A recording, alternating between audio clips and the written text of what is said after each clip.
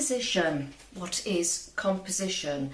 Well, it's a collection of something put together in a pleasing way. It could be a collection of musical notes, all the same notes, but depends how you put them together, makes for an interesting composition and an interesting tune.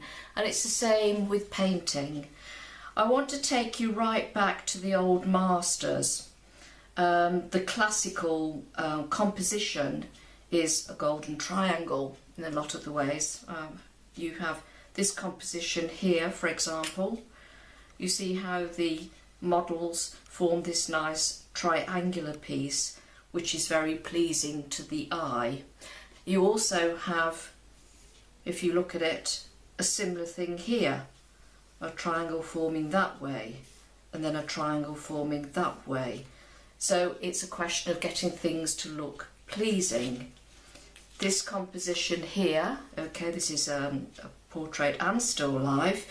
You can see how we have a sort of triangle there as well.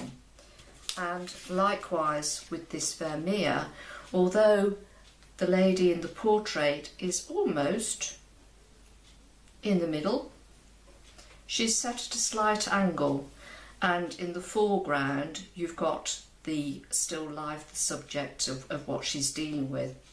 One of the most important things about composition when you're putting together a picture, let us say we are doing one that is landscape, is you do not want to cut your painting or your composition into quarters, into halves like that. The better way of looking at it is to think of it as in 6, okay?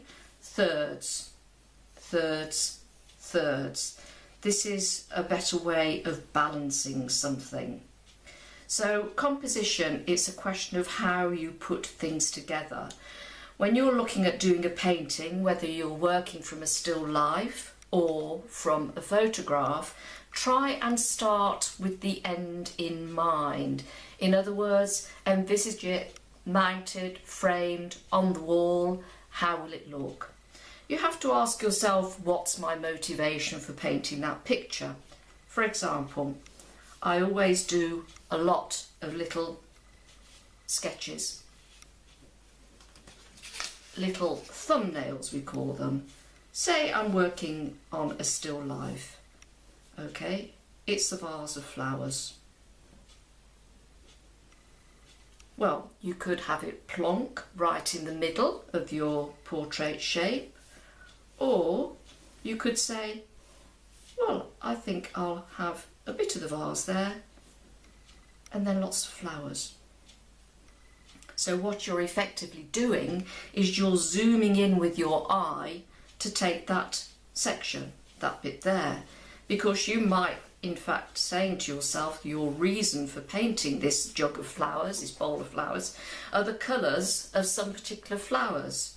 So you could say, well, I particularly like the colour of that one there, so I want to make sure I make that as big as possible. You might also be thinking about looking down on something. And there's the jug, and you're looking down on it like that. So if you're taking photographs, it's all a question of how you take your photograph, don't you? You zoom in, or you pick something that is the most interesting area for you.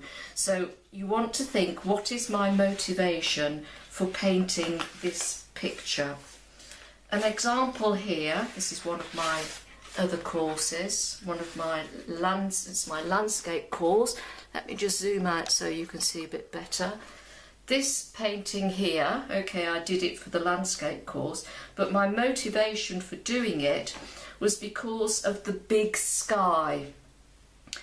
This is going towards the coastline where I live, and the terrain gets flatter and flatter, and it's all vineyards. And I wanted to get across my feeling, my enjoyment to the viewer of this very big sky. So I dropped my horizon right down, even possibly as far as a quarter, it's about a third, okay?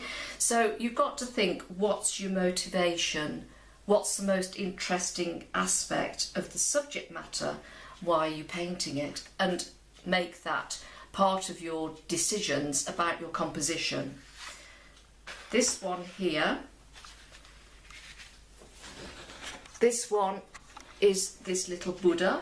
It's actually in the garden of where I hold my painting holidays, and I could have come at this from lots of different angles because I have pictures of it looking that way and looking that way, but what I wanted was to make the lovely round shapes of him the important bit, but also the bright light of the landscape behind. So what I've done is I've zoomed in and I'm making these areas really dark and then very, very light behind. So whenever you're planning your composition, just keep thinking about what is it that is the most important thing to me about this subject and how can I make it interesting.